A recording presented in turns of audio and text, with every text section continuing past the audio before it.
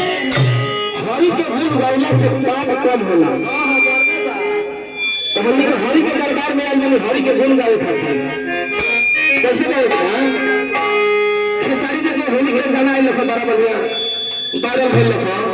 तो आइल होली ये गले नहीं के तोहरा में अब लगता बोले चोरई में पारी पारा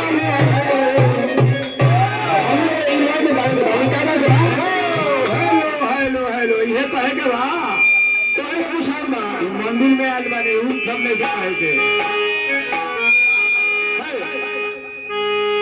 तो ताके राम नाम के धन कल हरि के भजन